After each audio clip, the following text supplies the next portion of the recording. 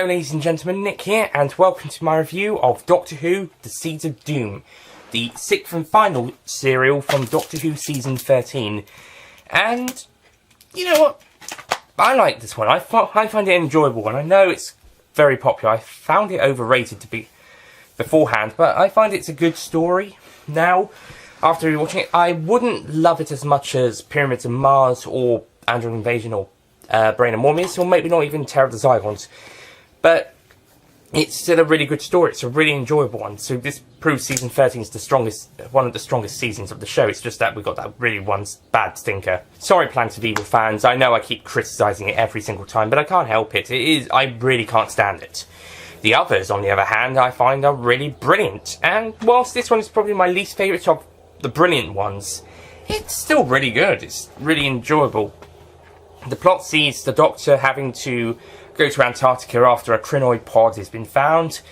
He also finds a second one, and then this rich business guy has his henchman take one of them after the other one has basically infected a scientist, and the second pod infects another scientist at the mansion, and weed creatures, Krynoid creatures, will start to take over the bodies and start to attack. So, yeah, and they want to eat all of the vegetable animal life on the planet. So, yeah, the Doctor has to stop them. And so, Seeds of Doom, it actually feels a bit more of a spy thriller adventure as well. In most stories, as well as a bit of a kind of a claustrophobic horror in the first two episodes when they're in Antarctica. And then after that, it feels a bit like a spy thriller. And it's really enjoyable, got some really great stuff. Stuff from the Antarctica base is great. I think we should have had a bit more of a half and half. 3 episodes at Antarctica, 3 episodes at Chase's house. But that being said, Season 15 and Season 16, they're going to have a six-parter finales, and they're going to have what is essentially described as a 4-parter and a 2-parter stitched together, basically, to create a 6-part story where you have a sort of a different story for the last 2 episodes than the first 4. It's basically similar. The similar thing has happened here, but the other way around, with 2 episodes and then followed by the other 4 episodes. This one difference being is that it's a bit more tied together with the Chase's henchman taking the pod. But the thing is why I split them up into the 2 and 4 is because 2 of them are very Antarctica based, not just setting, but it's also very focused on that, and it's also a bit more of a horror mystery, horror sci-fi mystery, whilst then the other 4 episodes then go back to England and turn into a bit more of a spy thriller, detective adventure. So yeah, I also have one problem I do have with this story is Sarah Jane. Whilst Elizabeth Sladen continues to be brilliant, and Sarah Jane as a character is still great, she gets very little to do in quite a few places, especially in episode 1 until towards the end, where she's encouraging a guy to do an amputation on a guy infected by the Krynoids the only way to save him. But yeah, she's not on screen for the first 10 minutes. Hey, that's still better than the Space Pirates, when none of the main cast turned up for 15 minutes. But she's still off-screen for 10 minutes, and she hardly does much to do in some of the other ones. She gets kidnapped a few times, she almost gets turned into a Krynoid in another. She does have some helpful moments in other places. There's a bit where she tries to escape, only to be recaptured. Oh dear. But she does have some good moments. I'm really liking the 4th Doctor in this story, how he's acting a bit differently. I mean, he's still got some of his standard traits, but in quite a few other scenes, he's getting angrier, or he's more action-centric. There's even one point where he punches a guy in the face, and there's a few pieces later on where he beats up a couple. Well, not beats up. He fights a few people, even knocking Scorby, the main henchman, and probably the second main villain after Chase, or third after the Krynoids. And he knocks him down. So yeah, he's getting really more action in this one, and getting angrier in quite a few places. Are we sure this script wasn't written for John Pertwee? I also find Chase a little dull. I mean, he's not bad, but he's a bit dull. And the actor is a bit dull as well. I just find him a bit dull. He gets a bit more interesting when he apparently be possessed by the Krynoid. And yeah, it makes sense for him to be possessed by the Krynoid and start going a little crazy and thinking some similar ideologies, like animals should be killed and plants take over the planet. It actually kind of makes sense. I mean, it's not explained that greatly. I mean, he's taking pictures of it and he's somehow possessed, but it makes a bit more sense. It certainly makes more sense than that guy in Planet of Evil just going crazy for absolutely no reason. The captain in that one, he just went crazy for no reason. The chase, on the other hand, it sort of makes sense. I mean, it's not properly explained, but still, it makes more sense. And he's kind of been crazy in any way. It's just this is the next level, and it makes sense. Scorby, however, Scorby's a great character. The actor is great in the role, and Scorby's just this great, tough henchman. He's just really great, and he sort of kind of becomes a ally-esque, or works with the Doctor and Sarah for a little bit in part 5, part 6.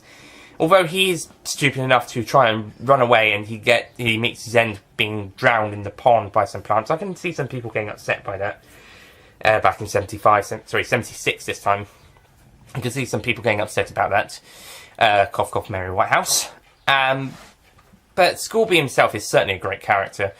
Even though he's a villain, but it's still a great character. And the other guy, the one who gets infected by the second Krynoid board, he's okay. He's this really worried guy, panicking quite a lot, and he eventually gets turned into a Krynoid. And the guys at the Antarctica base are also really good, as is the guys from the Ministry. One of them's sort of in league with Chase, but eventually tries to stop him and is killed by the Krynoid.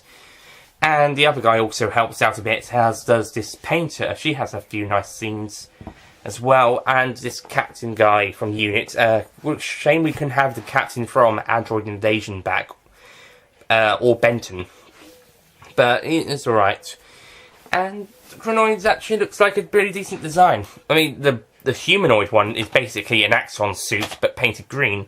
And the bigger one, it does look laughable, but it's actually quite interesting.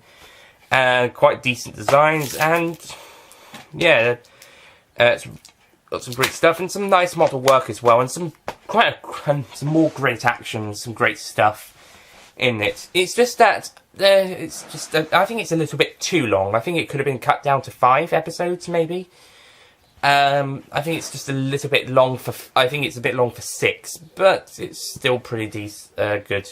It's got some great moments. I can't love it as much as the last 3 stories, but I still find it a really very strong one. Just not totally strong. So yeah, I'm going to give The Seeds of Doom a 9 out of 10.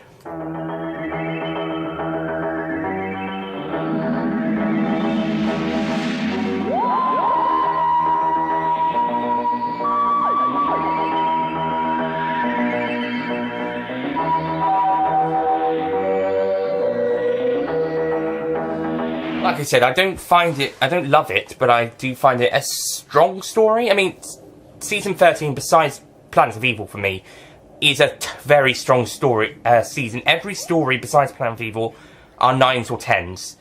That is impressive. That is super impressive. So, yeah, I mean, not everybody will agree, even if they love the season. They might not agree every story, or nearly every story is 9 or 10 out of 10s. But I certainly do. Well, 5 out of 6 of them are 9s or 10s. So, yeah, that's The Seeds of Doom. That was a great story. It's a really great way to end the season. I also have to quickly mention the Seeds of Doom. It's rated PG on the DVD, but according to the back, please note the certificate has been raised to PG due to the menus receiving a higher certificate than the episode's commentaries, extras, and trailer. So what it's basically saying is that the menus are PG, but everything else is U. I looked at both the main menu and the special features menu. They don't look that PG. I mean, not any more than the story. I think the story should have been a PG because there is quite a bit of horror and there's quite a bit of violence in this story. and it somehow passes at U. Not even any of the extras get a PG. But really, this story really should have been PG. I don't want to see the PG rating on the DVD for menus. I want to see a PG rating on the DVD for the story, because this story certainly should be a PG. I think maybe when it comes to Blu-ray, maybe it'll get a PG, but for the story. But here, it should have been a PG for the story. It's not a U. It's too violent. Pyramids of Mars just gets away with it. This one is a bit more more violent and scary. So yeah, I think this one should have been a PG. In fact, I think maybe when I was watching it, I was thinking maybe it should be a 12, but probably not. I don't think it's not bad enough to go to 12, but I think it certainly needed to be a PG. What's even funnier is that the Irish age rating on the discs, because sometimes they do have the Ireland ratings. Disc 1 is a G, which is basically their U. So they give the story a G as well. And on disc 2, they give it a PG. And this can't be for menus this time around, because there is the special features menu also appears on disc 1. So I'm guessing that the extras got, or at least all the trailer got a PG in Ireland instead of the menus. But the stories, so extras or trailer, but the story is still rated G in Ireland and U in the UK. So yeah, this one should really have been a PG. Some of the PG ones should have been U, and some of the U ones should be PG. They've got here. It's a bit strange. Anyway, The Seeds of Doom, really great story, really enjoyable, really entertaining. It's not one of my favourites, but it's certainly a really enjoyable story, so I do recommend it. Check it out. Okay, that's Season 13. We just got to do the Season 13 ranking, and then we'll be on to Season 14, starting with The Mask of Mandragora, which is Sarah Jane Smith's penultimate classic story, excluding her appearance in The Five Doctors, and her penultimate regular appearance as a regular,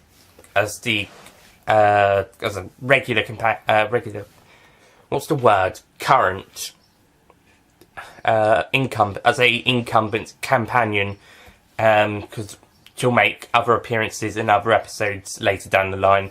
But in terms of incumbency, like Tom Baker is the incumbent Doctor at the time, it will be her penultimate story as an incumbent companion, and the first to feature that wooden TARDIS design. Yay! That's going to be in more stories than the Season 13 TARDIS. That was 2 stories. The wooden one's going to be in at least 5. Yeah, about 5. And then they then go back to the other. They have the no TARDIS for 2 stories, and then they go back to another design for Invisible Enemy. But that's something to talk about another time if I remember. So anyway, thank you for watching my review of The Seeds of Doom. After the Season 13 ranking, we'll be then going on to The Mask of Mandragora. And I'll see you guys next time. Goodbye.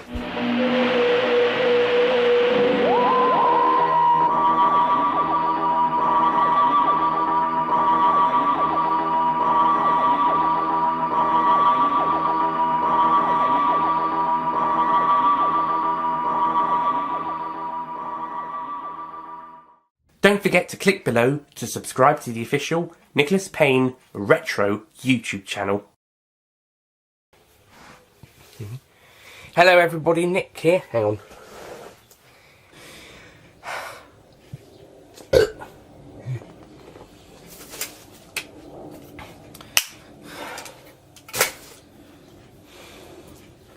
Sorry, Planet of Evil fans. I know I'm having a go. Are we sure this script wasn't written for Jon Pertwee? Are we sure this script wasn't Are we sure this script wasn't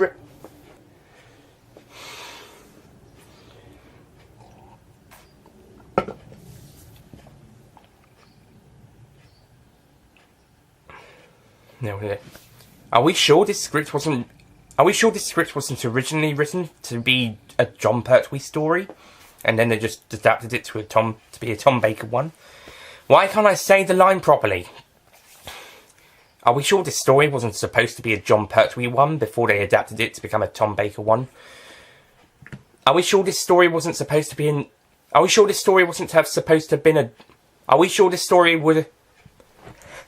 Are we sure this story wasn't supposed to have been a Jon Pertwee one before it became a Tom Baker story? Yeah, we'll settle with that one. This guy,